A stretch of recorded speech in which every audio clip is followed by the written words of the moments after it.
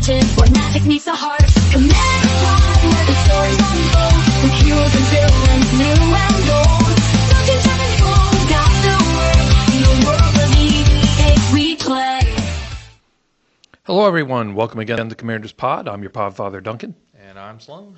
And we are Jeffless once again. This time he is sick. Yeah. I felt like doing the name thing that he always does, so I'm spell slinging Sloan, which actually is better than anything he's come up with so far.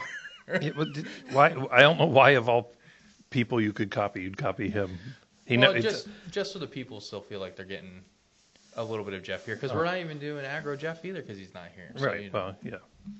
I bet you he's going to be aggro that he was sick. Probably, yeah. Especially because it started the other day and he's still lingering, so he's not happy right now, probably. No. So today we're going to have some more command bites, some more little bits of news that you may have missed or that we thought were important. Yeah, one big story for sure. Yeah, I would say this is probably the biggest. This is actually I think two of them are pretty big. It's just one of them is not. Yeah, affecting everybody. I would say at least for us, I feel like one of them is bigger because Wizards did something that you said they would never do. And I don't know if they technically did it, but they're at least one step closer to have been doing it than ever before. So keep listening or watching to see what that is. Right. So we have no Aggro Jeff. We have a card of the day. Haven't done that in a while. Yeah, card of the day for sure. Card of the day. We're going to talk about our holiday recording schedule so people know kind of when to expect to see us and when not. Right. We're going to have some pro tips, and we're going to get Sloan's post-Avatar binge review. Yes. He binged some Avatar openings. I did. And got all his stuff, and so we're going to get his take on all that. Yeah. We got the before, we got the during, now we're going to get the after. Right, yeah. So, first of all, the holiday episode calendar update. Yes. So, the week of Christmas, there will be no episode. Correct. And the week of New Year's, there will be no episode. Correct. And so, in case all of you cool cats are wondering, because of the way the end of the year works and the beginning of the year works, those both fall on a Thursday this year, Christmas and New Year's Day, which there's vacations and we're off and there's other things going on, so it's just too difficult for us to try to record and edit it and try to get it all up. So those 2 weeks, the last week of the year and the first week of the year, we're skipping an episode. I know they both fall on a Thursday, so I'm sure you guys were anxious to sit around your Christmas tree and watch the fireworks and listen to us, but unfortunately. Yep. You can just listen to the old ones. That's right, yeah. Just listen to the old ones. But let's move on to card of the day. Yes. So this is a card I've been sitting on a little while. It is not blue. Wow. And Jeff will be sad because it's green. Oh, wow. He would love this card. But this is a sorcery for 1 green mana called Insist. Okay. And it says the next creature spell you play this turn can't be countered by spells or abilities. And draw a card. Wow. So it replaces itself. Yeah. At worst, it'll draw out a counter. Yeah. At best, it will keep your next creature spell from being countered. Like if it's your commander, real good. Yeah. Or something they're really not going to like. Right. I mean, if for a single green, too, that's phenomenal. Yeah. I mean, that's really good. So, it's just one I really like. It's cheap. It is a sorcery, but you really don't need it to be an instant because of the way you're using it. Right. But it's going to either draw out that counter, and hopefully they don't have another. Now, the wording on that, can you read it again? Because I'm curious about something. The next creature spell you play this turn can't be countered by spells or abilities. Okay, yeah. So it's literally until the end of turn. So you could play this in main phase 1. So for example, some of the shenanigans with the firebending stuff going on, there's creatures that say you don't lose your mana, right? There's a lot of creatures that do it, but Ozai did it specifically in the Avatar set. So you could cast this in your first main phase and then attack with something so you get all that firebending mana. And then your second main phase, you could actually cast the creature, especially a big stompy guy if you have a lot of mana chilling. Or if you're firebending and you have a creature with flash. Yeah. You can do it right. You could do it right in the middle, and they can't stop it. Because I like the fact that it says next creature spell, so it still allows you to do other things during your turn. Yep. But the next creature on that turn, you're protected from any kind of counters on abilities. Even abilities. Yeah, even that's abilities, really which good. Is a big deal because counter abilities are becoming more and more popular. Well, and they're older cards that have them for the most part, but I think people are realizing, oh wait, especially morph ones. Yeah, ones that flip. Because that doesn't use a stack, you can't react to it. Right, it just happens. So this makes it so it still doesn't work. Yeah, it's pretty cool. So, yep, like that card. So let's move on to our command bites. So our kind of bits of news. So the first one was pretty big. You want to talk about that one? Yeah. So the Secret Lair, Monster Hunter. Yep. Yeah, That was yesterday, right? When we were recording. It was not yesterday. What? Yeah, they canceled it. Yeah. They said we are postponing the release of this. We've heard the outcries because a lot of people were very upset. They felt like creatures and cards they chose for the art that they were depicting didn't make sense. They were very displeased with kind of the overall value as well as the overall the reprints weren't like good reprints. I mean, there was a couple, but most of them were just the same junk over again. Right. And so there was a lot of outcry about it. And I think too, and I mean, listen, Christmas is around the corner, as you guys know. On my wish list is less Secret Lairs next year. Yeah. If Santa could bring me anything, less Secret Lairs would be phenomenal. Because, again, as a reminder, since the last set dropped, not Avatar, the one before that, we have had Spider-Man. We have had 9 or 10 Secret Lairs now. Well, I mean, there's been like 5 drops.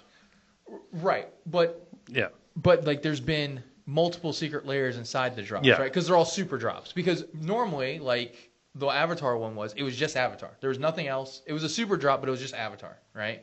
We had the Halloween Most super of them drop. still available, by the way. Yeah.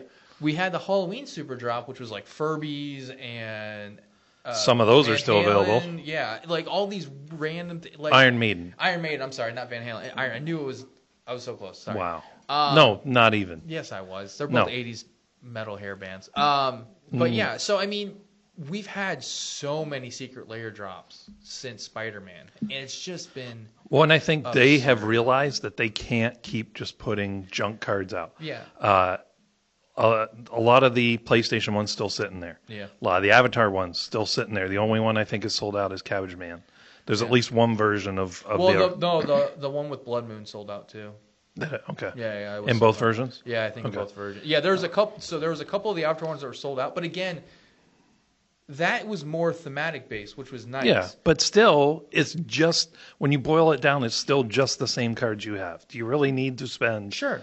Around Christmas time or the end of the. I mean, and I 100% agree with that. But those are still available. They still have Spider-Man ones available. Yeah. Yeah, that's. They still have some of the Halloween ones available. Yeah. I mean, they're not selling out.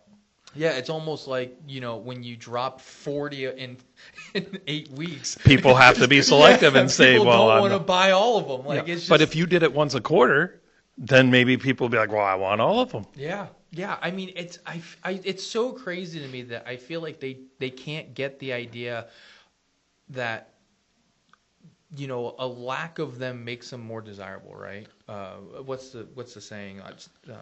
Absence makes the heart grow fonder. Absence makes the heart grow fonder, right? And it's funny because my buddy Taylor, his girlfriend's a streamer, right? And when we were at Friendsgiving, he was talking to Jeff about her stream, and they were kind of talking about it. He goes like, so does she just stream like every day for like 8 hours a day? And my buddy Taylor's like, no. And Jeff's like, well, that's crazy. Why wouldn't you? He goes like, well, because the fact that she only streams like 3 times a week, it makes it so people make sure they're available to get there to watch it because she was only on 3 times a week. Like, I don't want to miss it. Well, the other thing is, too, you have to be, like, if we just started dropping episodes all day, every day. Right. People are going to be like, well, I'm at work. I can't keep up with that. Yeah. And they're going to be like, well, to heck with you. You're not. Right.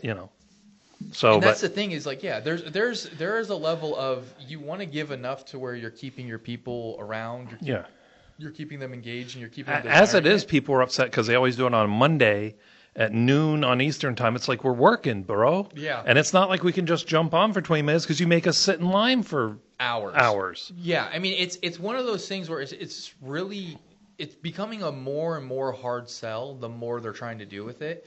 And I feel like there's easy fixes that I don't know why they're not trying to do them. Lessen the Secret Lairs. Do them on Saturday. Make it a Saturday drop. Yeah. Know who's available Saturday? Probably 90% of the demographic. Yeah. There's still going to be people like, I work the weekends. I liked Monday, but you can't please everybody. Move it around sometimes, though. Yeah, I mean, change it. Like, you can try it out. See where you do better. Maybe you do better at. Yeah, maybe. I mean, it's not like they have a hard time selling them when they're good ones, though. I mean, it's just right. like they could drop them at 2 a.m. and everybody be like, "God, I'm there." Yeah, I mean, it's just one of those things where I feel like there's just really easy fixes that I don't feel like take any extra effort really on their side to do, and yet they're just not doing them. So somewhere though, there's a landfill that just got a bunch of Monster Hunter Secret Lair cards. Yeah. And some of those were out in the wild already. They had given them to some of the content creators, not us, unfortunately, but some, to preview and to show. Like, so they're out there. Those may be worth money. Yeah, those I think are going to have some value because it's going to be a Secret Lair that technically never dropped. I mean, I think the big one where they showed the landfill full of like pallets of stuff was in Vegas or somewhere near there. Yeah. You know, maybe check your landfills. Who knows? Maybe. But yeah, so I mean, so this is the closest, and this is what I was hinting at in the intro here. Is this is the closest they've been to apologizing? I think. I mean, they did apologize. They said, "We heard you. You're not happy with the selection. You're not happy with the value. We are going to scrap this, and we're going to start again." But the words "we're sorry" still never. I don't. Yeah, no. Said. But they were. I mean, they're right there. Like one more kick in the pants, guys. One more time where we tell them, "Listen, we're not going to put up with these shenanigans." They might actually say it. But they pulled it back. Having already printed it. Right, which is crazy. Because, you know, again, even though we know that probably it's 20 cents or less that they're paying per card that they're selling, it's still a lot of money at the end of the day that they're going to make $0 on now. Yep. Because I don't think they're charging those people they sent. Well, here's the thing, though. Hasbro's going to be like, oh, that was a loss. We get to write that off on our taxes. They like end-of-year losses when they haven't met their goals. Yeah. And Hasbro as a whole company has not met their goals. Like, I don't know, Wizards specifically probably did because they're their best-selling branch. But, you know, they love their tax write-offs. So I'm sure it was not as hard to write off as we think it is. Right. But, I mean, at the end of the day, still, like, again, we work at a business here, a pretty decent sized one, and there's losses that happen that, you know, you don't want to eat, but sometimes we got to eat them as a company if we make a mistake or something like that. So I got to imagine that someone probably there in the company's not having a good day today. They're probably sitting at their desk crying, or maybe not at their desk at all because they're at home. Right. But, you know, at the very least, again, trying to be thankful because we're in that time of the year. Let's look at the fact that, hey, they acknowledged we didn't want this. Yeah. Like, please do better. Yeah. I should have brought my mug in. I have it at my desk. I have a mug from my infamous saying, be better. Hey, you know what, Wizards? I give you hats off. You are trying to be better. Thank you. Well, I think, too, that this is a sign that they thought Secret Lair was their cash cow and that they could do nothing wrong on it. They could do whatever they want. They had some occasional ones, like the Ghostbusters ones. Some of those didn't sell very well. Right. And they were like, okay, well, that's fine. It was just like one or two of two of the five or whatever, not like all five or most of them. You know, where they had this or that didn't sell out right away. Right. You know, but they're like, for the most part, they thought, for a long time, I think they were like, we can just print anything. We could print "you suck" on a card, and we could sell it to them, and they'd buy it. Right, because it's Secret Lair. And I think that they've learned now, we may have pushed that a little too hard. Right. I mean, I think, in my opinion, the one that by far I think this year is still the absolute worst was the red ones that were like $100, and the value was like $5, I think, that they tried doing. No, there was some red ones. It was under $5. It was like $4.20. Yeah, and when we did the. But it was like the special raised foil art one. Oh yeah, the raised. Yeah. It was like, in the total value of the cards was like $5. Yeah. But the raised foil. Yeah, because they did the raised foil. They're like, oh, but it's raised foil, so we're gonna. But here's the thing: it did sell out. Which is again crazy to me. Yeah. Listen, I try not to do this to you guys, but shame on you. Don't do that again. Yeah. Please don't. Yeah. But yeah, so that's the big thing. Monster Hunter was bumped back. They postponed it. They said they postponed it. They're going to relook at it. They're going to redesign the Secret Lair, and they'll come back sometime in 2026. Yeah. So we don't have a definitive date yet besides next year. Yep. So. But here's the thing I wonder too. How did they gain this data? I don't think they read the emails that get sent to them.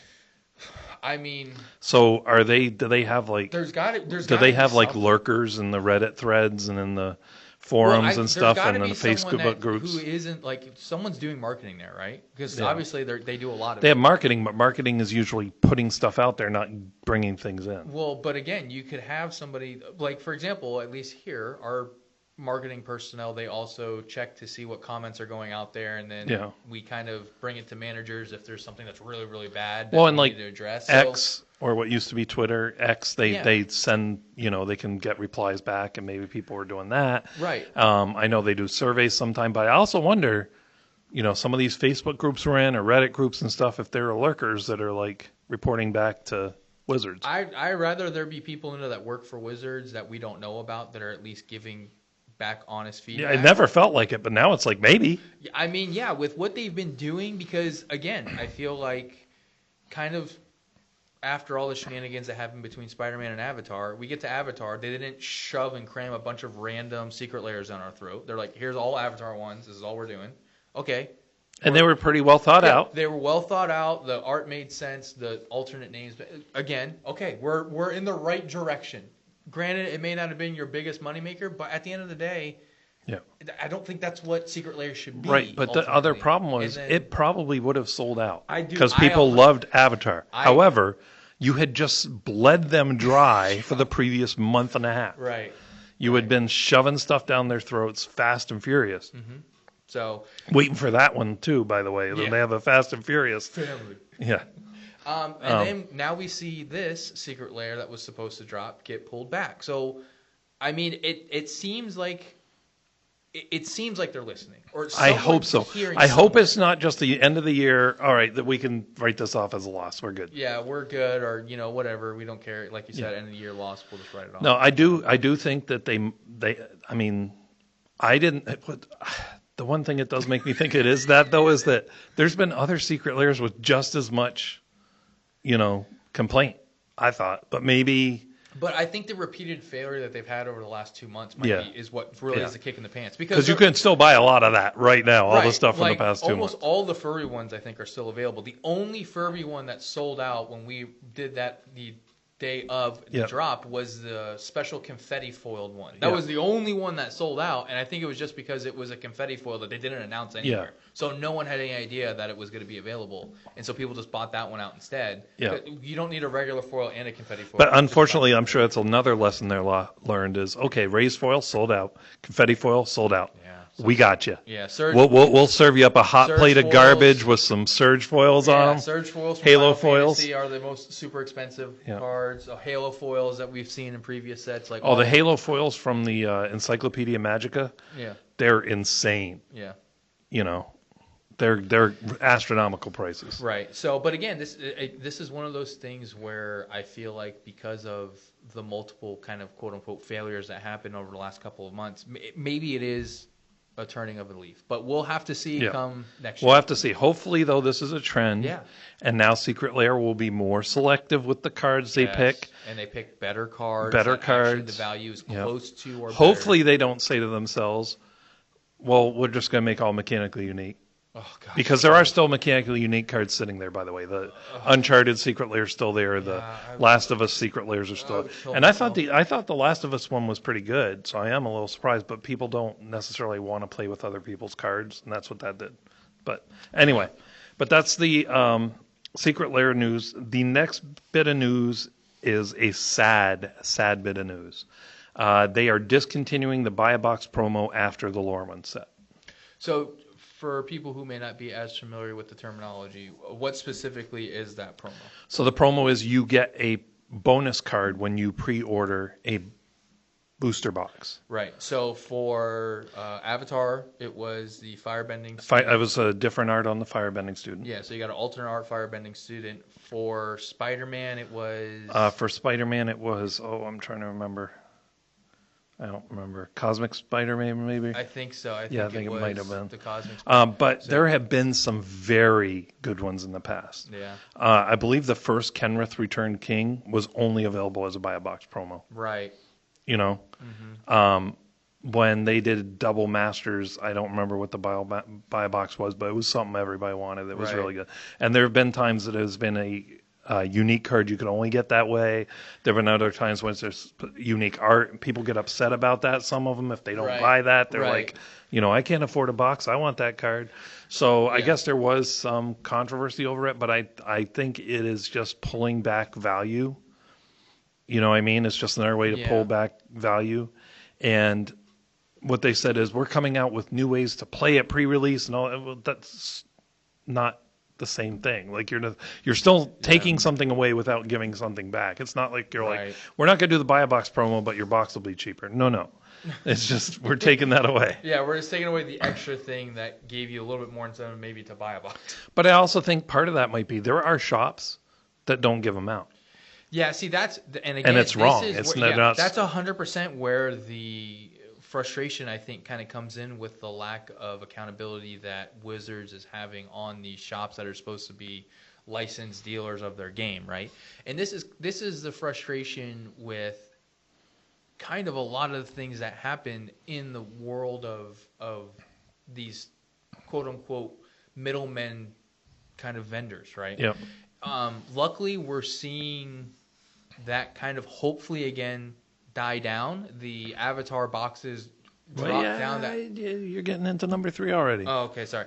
But we'll talk about it here in a second. But like with there being this middleman mentality of there's a gatekeeper that Wizards doesn't hold responsible for anything is kind of crazy. Like, why are you giving all of this power to this vendor that you have zero accountability on? Because that vendor, from my understanding, as long as he's selling the stuff that he gets from Wizards, can kind of do whatever he wants. Yeah, he can hold back some if he wants. He doesn't have to sell them. He could, and there's no one checking to see if he's doing anything the way he's supposed to do. There have been times, now you would think, so the pre-orders come out at pre-release, right? Right, you're supposed to be able to pick up your pre-orders if you got them. Usually they're available to all order the boxes previously that were pre-ordered should come with the buy a box promo. Right. But there have been times when the stores have not gotten the amount that they got the boxes. Right. And it's like, how? Well, that doesn't, the vendor held them. Yeah. It doesn't make sense because according to the way Wizards set it up, you buy a box, here's the card that goes with it. So how am I not getting the right amount of cards when I told you the exact number of boxes I needed? Yeah. It doesn't make, and again, this is one of the things that personally I feel like if Wizards was able somehow to manage this aspect of the market, I think it would help with this next point that we're going to talk about even more so than fatigue. Right. Well, we can go into the next one because I think there's not much else to talk about. They took it away. They're not replacing it. It's gone. Yeah. I mean, now with that being said, this is also the first week of December. Who knows when after Lorwyn comes out, they might say, hey, guys, by the way, this is what we're going to do now for buy a box promos. It may not be a card, but it might be tokens, or it might be something that maybe like Duncan was saying because of kind of the I wanted that card, but I can't afford a box. Like I like that art or whatever the case may be. Maybe that's what they'll lean towards. We don't know, but as of right now, they're just saying, hey, we're not doing that anymore as of right now. Again, that could change, so don't comment on us in the comments come February. They're like, you guys are idiots. They were doing this the whole time. It's like, no. Nope, back in December, that was not a thing. Yeah. So just... I very strongly doubt that they're replacing it, though. They're just, why would they? Yeah. I mean, there could be a little... If they're listening, they might hear some backlash saying, hey, listen, like that was one of the reasons why doing the pre-release was cool, or the pre-orders was cool, because I got an extra card. Yeah.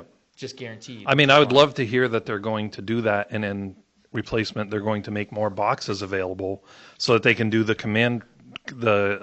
box draft thing that they've been talking about. Right. Because like our store sells too many pre-orders to be able to do that. There's none left. Right, exactly. And I remember the day we went there for the pre-release day when they dropped everything. They had a bunch of like stuff that they were able to stock on the shelves because there were some things they just felt bad because it's like, hey, we didn't get a lot of these, so we're going to make this first come, first serve. The Commander bundles. The Commander bundles specifically. But like they sold out of everything. The line was huge. There's like, I think... like maybe 30 people in line. I know about 5 to 10 of them were maybe there for Pokemon, but even like as we opened up the doors, more people came out of their cars from the parking lot and came. So there's a lot of people. That was the first time I actually ever got there the moment pre-release opened up and happened. on that day. So for me, at least, that was fun, kind of seeing everybody get there. And It's like Black Friday for nerds. It's kind of like Black Friday. So it was cool seeing how many people there. But yeah, like everything literally just like sold out. So the Chocobo bundles. Yeah. They announced when they're getting them our store, Mystic Forge. They're getting 6. Oh, that's it. So they're going to do a raffle for anybody interested. It's like they got 1, I think they said, of the video game edition Final Fantasy deck, Commander deck. It's like, come on, that's not right. They're a big store around here, right? Like and that, again, that's another issue I have with this middleman vendor thing, because he gets to decide. Because what if he's buddies with one of the other card shops? Well, and so like yeah. I mean, what are you gonna do? Well, I was gonna say too about the buy a box promo. So like, I don't want to throw them shade because I've used them and their prices are reasonable and I like them for that. But like, Stomping Grounds or what's the Card Shop Live? Yeah, they both have reasonable usually, unless it's one of the crazy sets like Final Fantasy was. Yeah. But they usually have reasonable. Like I just saw they were doing Lorwyn for $105 for a play booster box. Oh, okay. That's amazingly reasonable. Yeah. Right. But you don't get your buy a box promo. Right.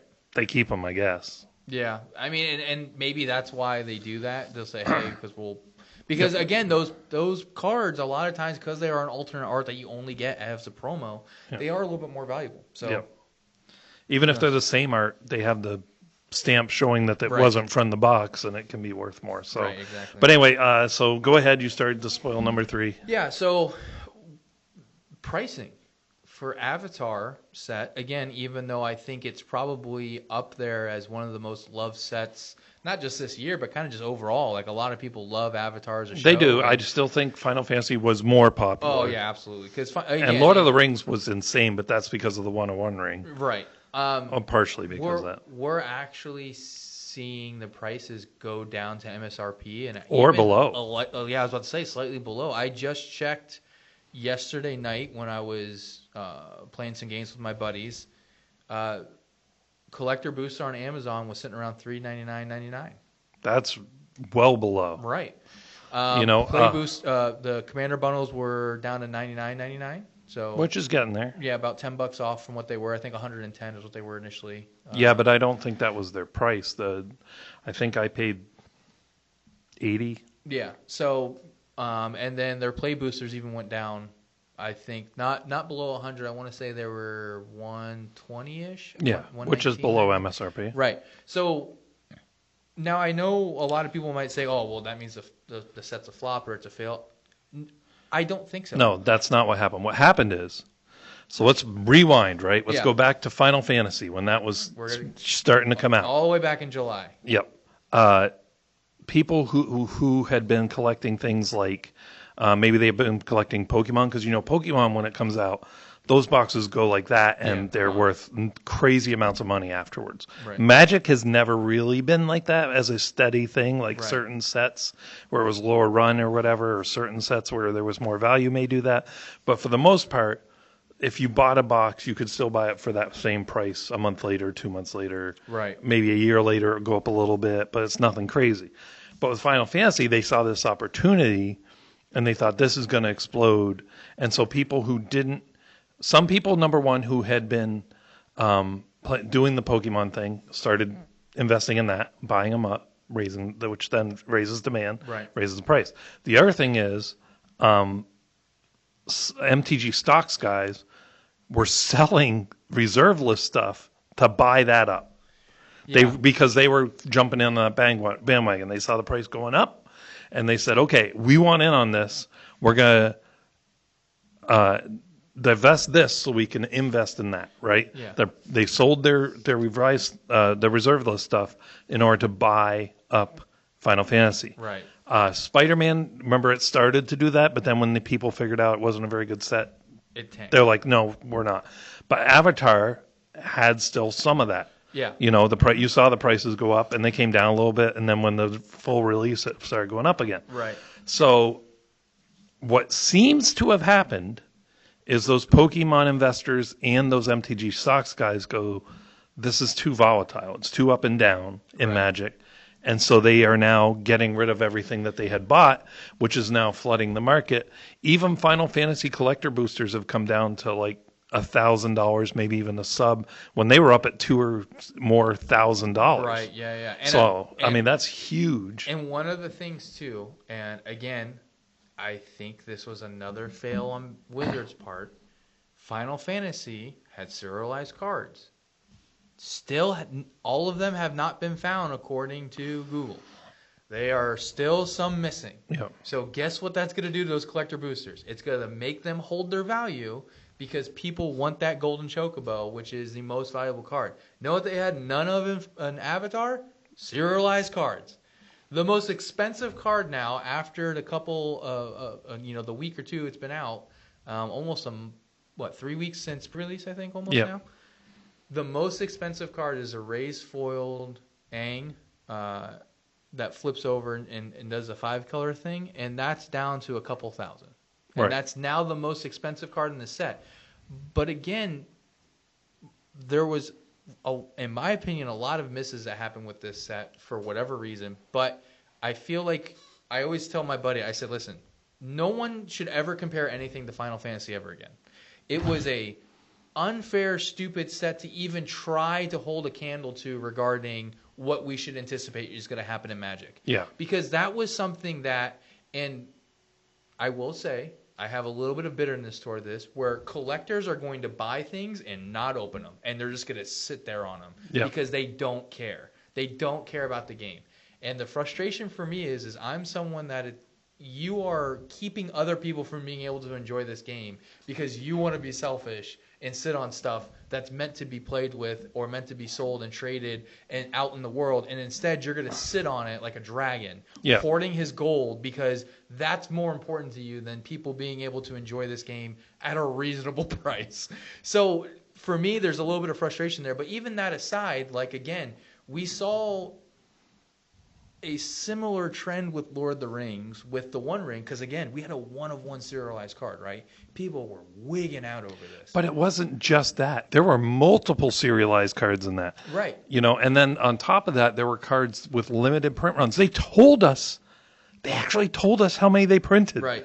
Like the Human Soul Ring that I got 2 of they only made 3,000. Right. And I got 2 of only 3. I'm still mad a little bit that I didn't keep one because that would be the most rare card I own. Right. And that's the thing is it's one of those things where it's like, even with Lord of the Rings, with as big as a fandom as it has, with as great as just a set outside of Lord of the Rings world, just in Magic that set was, and with all the hype that it had, like even that I feel like was still more of it was reasonable expectation. And I was at a Command Fest when it came out. Yeah. When it came out, the weekend it came out. Right. And I was paying at that time, I think it was $450 for a collector box. Right.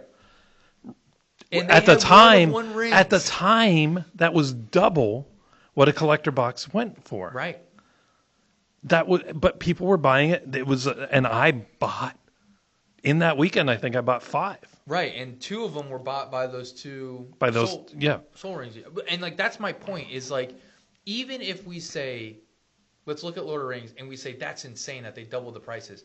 Final Fantasy did not just double the price of collectors; it quadrupled the price of collectors. 10 times what I had been paying, used to paying back then. Right, and it's insane for anyone to say, like, I'm at the point now where I'm tired of people comparing the Final Fantasy set to other sets. Stop it. Stop comparing it. It's not a fair comparison.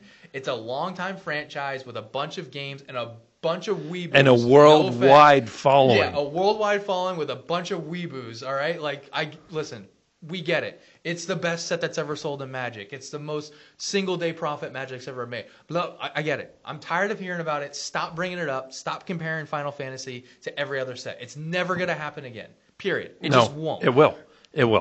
Because if people said the same thing about Lord of the Rings, they'll find something else. But even technically, that didn't happen again. We had something way worse happen. That's what I'm saying.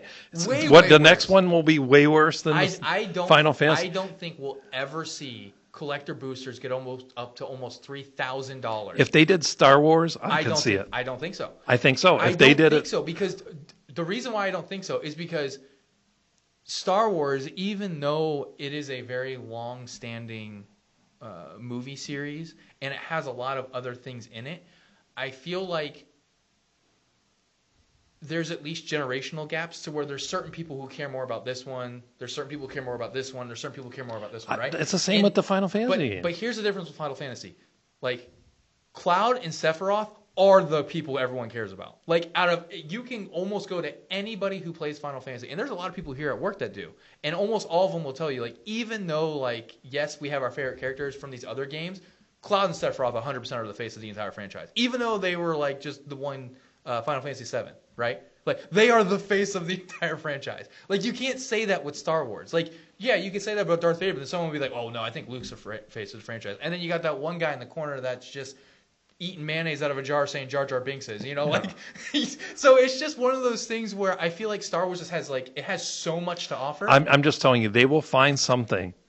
I feel like I could almost think of it now, but it's like they will find something and everybody will be like, oh yeah, that's got a huge value. Because if you had said a year and a half ago, right? If you had said, hey, what do you think about Final Fantasy? Do you think that would do well in Magic?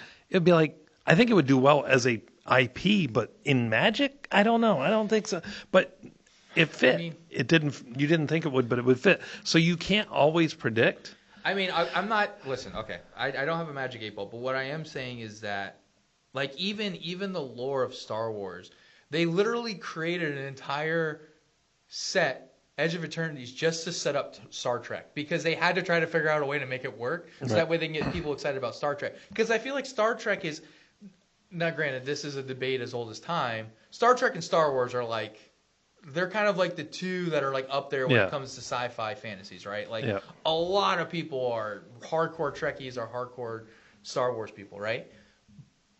But again, I just think because the franchises have so much to offer, like, what are you going to do for a serialized card in those, right? Like, what would you do? Like the Death Star, right? But are you going to do another one of one? Or no, you know what you do? Millennium Falcon. Again, are you going to do a one of one? Because all that will happen as soon as it gets pulled, and everything drops again. So it's just and again, that's just Lord of the Rings. But the Lord of the Rings didn't drop that much when it was found because there were still other serialized cards. They weren't the one of one, but there were still some very valuable cards still in there. Because specifically for Final Fantasy, they only did 77 golden chocobos. There's no other serialized cards. There's no other. It's just 77 golden chocobos. But if you look at baseball and football cards, some of the best cards are the 1 of 25. Another one might have 1 of 10. Then they do have like 1 of 1 cards that you can't get. You can only get one. It's like a piece of a jersey from a World Series card with the number on it, whatever. And so I mean, they do multiple in a set, and that's what they did with Lord of the Rings. If they combine that type of mentality where there's still value if the one thing or the 77 things are found, if they still have value cards in there, then you're going to have people still buy it. You know what? Even Spider-Man. You know what they could collector boosters sold because of that soul ring with the soul stone. Yeah, I will say I just think of a funny one for Star Wars. You do 1 of 500 stormtroopers. And then it's just, the best part would be if it's just a 500 card portrait. No. You do 500 1-of-1s. They all look exactly the same. And then Boba Fett's 0 of 1. Yeah. How does that work? Yeah. But yeah, no. Again, we can't predict the future, but I'm just saying, like, we get it. Final Fantasy was the best set they've ever made in regards to monetary value that they made off of it. It's very unique. It was really well done. There's a lot of people who came from outside the game of Magic who literally don't care about Magic at all. They just wanted Final Fantasy stuff. And I get that, and I'm glad that they found it, including my buddy Taylor, who actually now plays a little bit. He only plays with Final Fantasy decks, but at least he plays Magic now with us. And it's something. Well, he played before too, so I mean a little bit. He played a long time ago, he said, and more recently he would only play if someone had a deck to give him to play. But other than that, he really wouldn't play because he just didn't care enough about it. So, but I mean, I will say this: I'm happy that it looks like prices are stabilizing finally for sets. Hopefully, again, Lorwyn, we're going back to for the first time, I think, in 18 years it was, or something like that, if I remember correctly.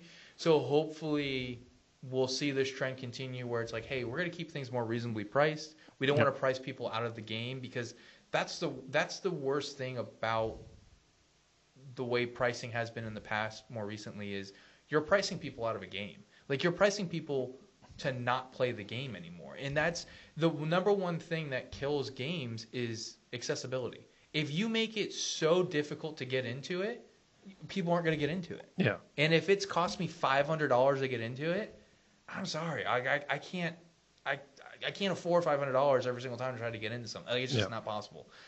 So the barrier to entry, price point wise, the Commander bundle boxes being now sub $100 for the most part across the board. Your play booster boxes being closer to $100 across the board. Like, all those are things that are going to help because, again, 30 packs for $120. Again, that's good. That's a good value. A Commander bundle that gives you 3 staples plus 2 additional free spells. That's good. Like, it's so I think. Have you heard about the stink about those, by the way? Oh, people are upset about they didn't realize you can get double of. No, not that. It says on the back there's a command tower. There's no command tower.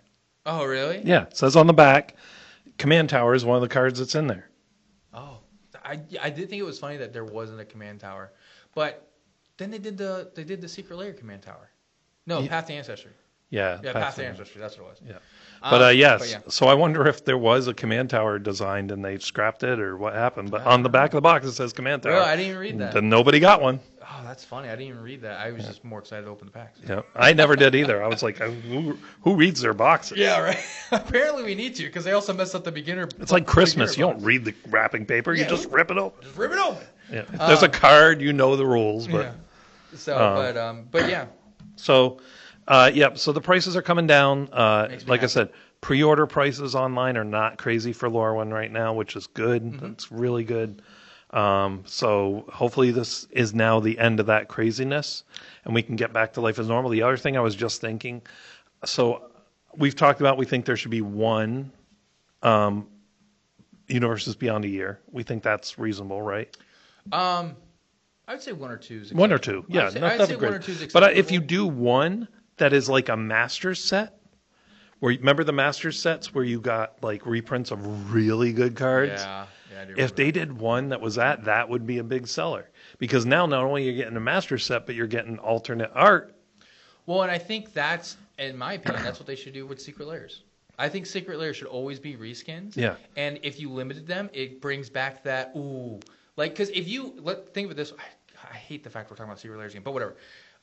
If you did a super drop once every 3 months, and the super drop was 10 different Secret Lairs, and they were all reskins of, hey, here's all these different IPs that we got. Here's cards that came out. We think you guys would love reskin this way. The value is good. This is good. Once every 3 months that happens, guess what everyone's going to start doing? They're probably going to start saving up. We're getting close. I wonder what they're going to drop for the Secret Lair. And you have that. Again, that fondness because now you're not getting it every 10 seconds, Right. So I think in my opinion, I would say Universes Beyond, if they pulled it back to like 1 or 2 and they were mechanically unique cards and some things like that, that's great. If you did some reskins like they did in the Avatar and Final Fantasy, I think that's cool too. That are thematically appropriate. Thematically appropriate. And then I think the Secret Lair should be reserved for specifically IPs, Universes Beyond reskins, basically is what you could call them. Yeah. Where they're all reskins all the time, and you do it once every 3 months or 4 months, and you do like 10 of them at once, and it's like 4 or 5 cards per or whatever. And then if you can do like super bundles or whatever, I think that would be the way to do it because that to me is like that's what makes it fun. Yeah. Yep. So, but. Yeah, I mean, I'd say Universes Beyond, let's keep it to 1 or 2. We don't need to go buck wild with it. And we did, remember, we went over the article, I think a month or 2 ago, where they had mentioned that, hey, we're kind of pumping them out because a lot of them are coming to their expiration date. So we need to use them or we lose them. Yep. So we do know that from Wizards, they did announce, hey, don't anticipate a bunch of Universes Beyond in these next couple of years. They're going to start scaling back, and as he mentioned, it's because a lot of the IPs are expiring. So hopefully 2027, 1 or 2. Yeah, if they went down to 2, Universes Beyond, a 5 in Universes, that puts us at 7 sets. That's like almost 1 every month and a half ish. Yeah, give or take. 6 I think is good. Just every other month.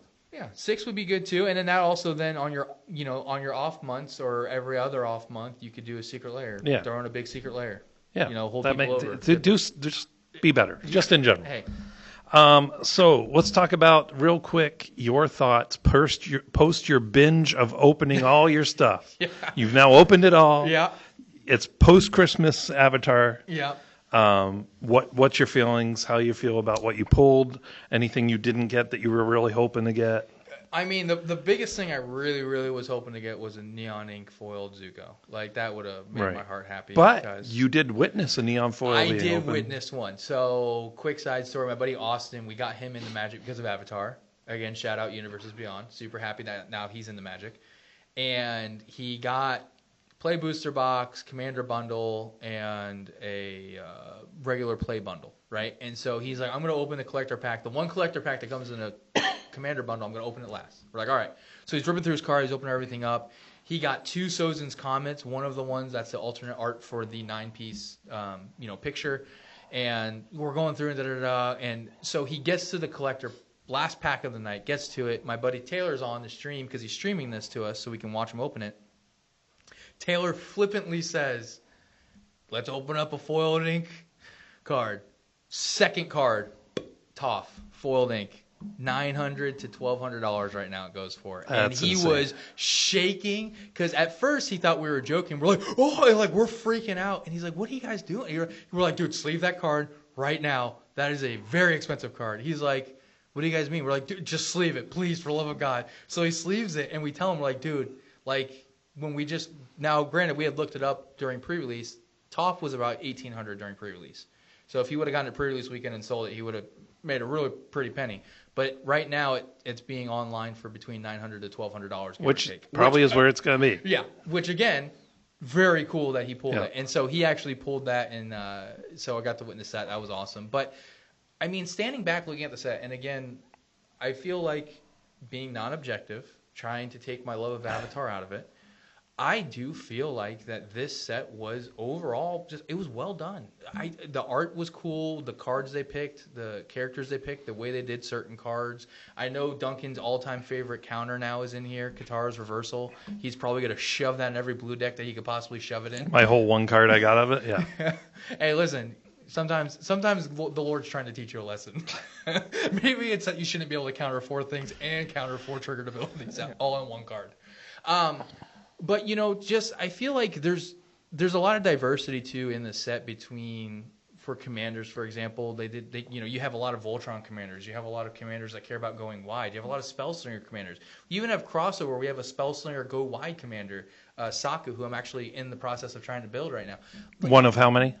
6 or 7. Yeah. I'm having the worst time building decks right now because I'm just so distracted by all the cards. He has ADAD. Yeah. Attention deficit avatar disorder. Yeah, that's right. So, I mean, I think overall, like, just thematically, the bending ability they came up with, I think it works really well. And the fact that as long as nobody plays one of those old cards that says destroy target creature and go through its owner's library and pick out all those creatures with all the cards with the same name and remove them from the game. I will let you know. If one of you does that to me with my earthbending deck that I'm creating, that's a landfall deck, I will kill you first every game for the rest of eternity that we play together. I'm going to get Andrew to do that to you. Listen, I don't need to kill him first. I already have enough incentive. But if you want to, go for it. But I think personally, in regards to like the spread of cards I even opened between like rares and mythics and stuff like that, I even in the boxes I felt like I did pretty good. I got a bonus sheet in my play booster that I got, so 1 of 24 evened out. Taylor was nutty. He got 2 of them in his play booster box, which was insane. I did pull 1 Badger Mole Cub, which was sick. It's the card I never got. Yeah, I was really happy about that. You sure that wasn't my box? Sure that was your box? No, trust me, I got it marked. Don't you worry. But yeah, and by the way, guys, I do have a bunch. All the cards that I opened over the last weekend, I recorded it all. It's 90 packs between my box, Duncan's box, and Taylor's box. So I will post that as soon as I'm done editing it.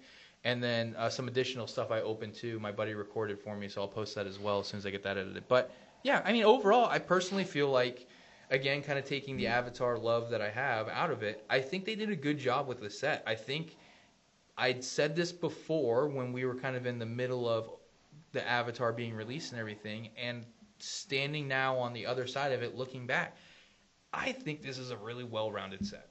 I think start to finish, different mechanics, different cards that help encourage those mechanics and are supportive of each other. And I just think that overall, like, I built an entire deck for my daughter out of all just Avatar cards, and it functions very well. It did not need any help or support from outside of the Magic set, the Avatar set, besides obviously your kind of staples for artifact mana, Right. Your rocks. Besides those, it functions really well within itself. It does a great job. They did a good job of making sure the mechanics worked well together. So Yeah. I think set overall was really good. I think it's one of the better sets they've made more recently that's just more well-rounded. And I will stand on this again. I still think Avatar's Wrath is probably one of the best board wipes they've made in recent history, if not one of the top 3 board wipes they made in recent history, just because of how well it sets you up and sets them back. And there's actually a point I forgot to make about it too. It says all non-land permanent. So all your mana rocks go bye-bye. So it takes you even longer to recover because your 1-drop Soul Ring's now a 2-drop, and your 0-drops rocks are all 2-drops. It's like, so it's even more devastating when you think about it that way too. That if they're heavy mana artifact wise, you're slowing them down a lot because now they have to recast all of those artifacts to get their mana back. So I do think it's a great card, and I think it's going to be a card that you're going to see pop up in a lot more white decks just because it sets you up so well to get ahead of your opponents. It's only 4 mana. I mean, there's not that many 4 mana board wipes. And the ones that are out there are some of the best in the game. There's not any get rid of all non-land permanent 4 mana board wipes that also delay your opponents. Like it's just not the thing. Yeah.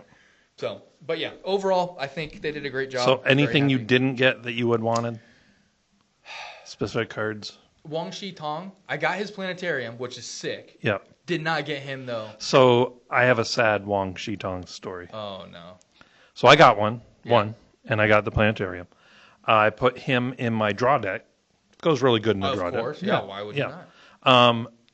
And when I went back to use that deck for the first time after I put him in there, he had somehow slipped down and got bent. Yeah. Very sad. Oh, that's... I mean, it wasn't folded, luckily, but still, I got to see how it did after I put it back together and kind of pressed them. Yeah, and put a book on it. That's well, I have the screw-down press that I use to take the air out. Yeah. So we'll see how he turns out. That's sad. Yeah, it was sad. But yeah, I'm glad you liked the set. I'm glad you were able to get some. I'm glad you got your binge on and opened a... I mean, this is by far the most you've opened for us anyway. Oh yeah, of any set. Yeah, I mean, you guys are about to. By the way, some of the pulls I got to out of those 90 packs were just nutty. So I'm really excited for you guys to see them. I'm gonna get it all posted up for you as soon as I can. But yeah, a lot of cards I got to open. I was really excited about it. I'm hoping that I get more stuff for Christmas from my family, so I can keep getting more and more Avatar cards to continue my collection because. If at all humanly possible, I'd love to own as many of these cards as possible. I just like them a lot. I think they're really good, and I really want to try to get all the scenes. I think that'd be super fun. Yeah. To be able to complete all 5, 6 scenes, whatever. I mean. Yeah. So I got a couple cards here and there for some of the other ones, but I did get the 2 scene boxes, so I have those 2 completely done. So. Nice. Yeah. Got any pro tips for us? Yeah. So on the topic of Avatar. There's a fun new mechanic called Firebending. Firebending is fantastic because it says whenever you attack, you get to firebend whatever the number is, where you get to add that much red mana, and it stays in your pool until the end of combat. So, with that being said, it is a triggered ability, meaning it uses a stack, meaning you can organize them in any way you want to. So, hypothetically, I'm playing Azula. I have out Azula, Firebending Student, and Firelord Ozai. Azula and Firelord Ozai both have Firebending 4 and 2 respectively, but Firebending Student has Firebend X, where X is this creature's power, and it has prowess. So, a cool little trick that you can do is you can say, I put hers on the stack first, followed by Azula's, followed by Ozai's. So now I have 4 going into my pool. I cast something. I put a counter on Firebending. I put a +1/+1 on the Firebending Student until the end of turn. I cast something else. I put another +1/+1 on it. Then I get to Azula's Firebending. I now have 2 more mana. I cast something else. I put another +1/+1 on her. She is now a 4/6 or 4/6. You get Firebending 4. Yep. Because it sees it when the trigger is then activated on the stack. And that's if those spells that you cast weren't spells that pumped her power. Correct.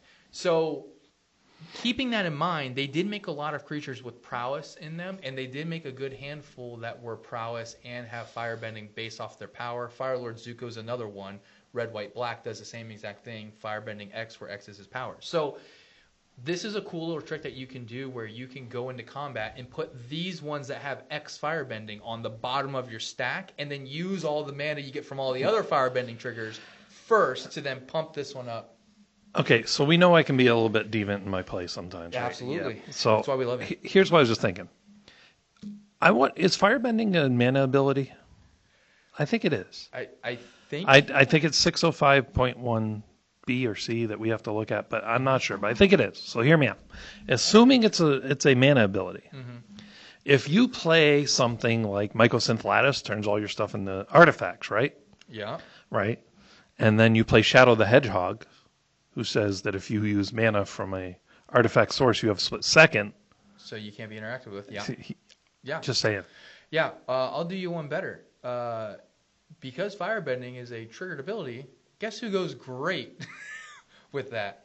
Our good old friend that Jeff thinks is not that good of a card, Roaming Throne. Yeah. Yeah. Guess what I get? No. I get 10, 15. I got 30 mana in my mana pool. Crazy. How did that happen? Oh, and if you play Ishai of the Two Heavens or whatever he's called and get double attack triggers. Yep. Yeah, because it is an attack trigger, so it doubles again. Yep. Yeah. Yeah, but I'm just saying, Liquid Metal Torque also can make one thing.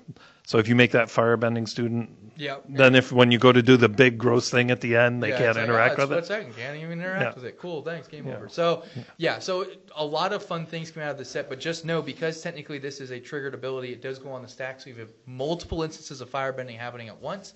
You organize how they go on there, and specifically when we're talking about firebending student, because she gets it based off of her power, you always want to put hers last to resolve, so first on the stack but last to resolve, so that way if you're casting stuff before you get to her, she's going to give you the most amount of mana at the end of that instead of making her the first one. So cool little thing that came out of the Avatar set. There's a bunch more things. I'm sure I'll try to touch on them here and there as we move forward in our existence of a podcast. But we're only going to have a few weeks and then break, and then couple more weeks, and then Lorwyn. Yeah, so that'll be fun. So we're going to start learning all the new mechanics that come in that. Duncan's favorite. Yep.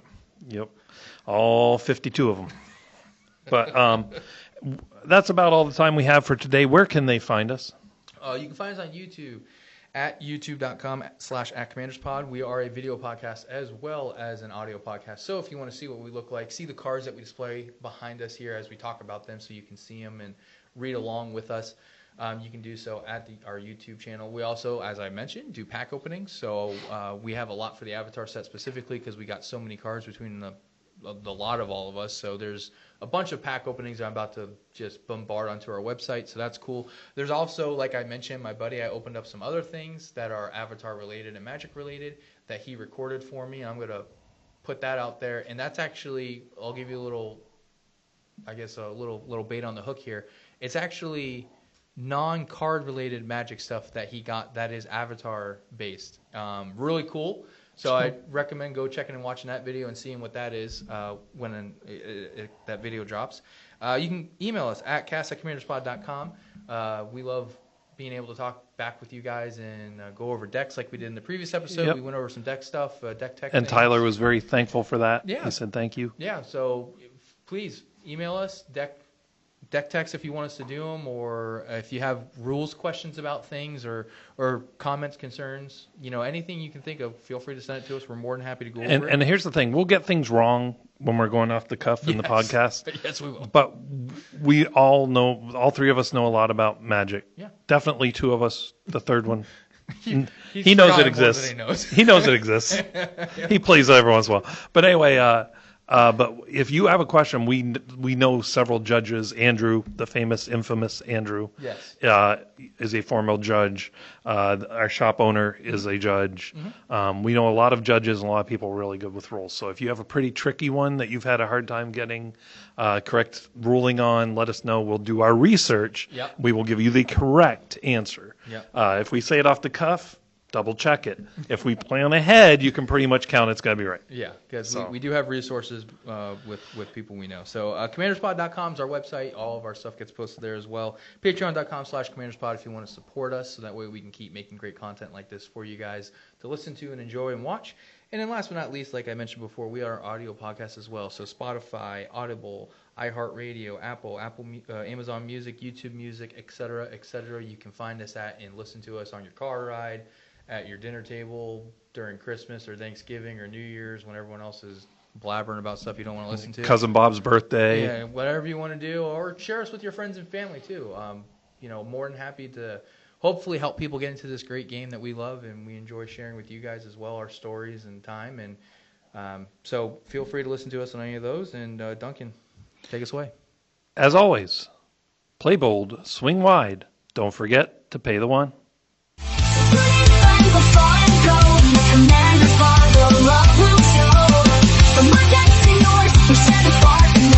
Magic will leave us.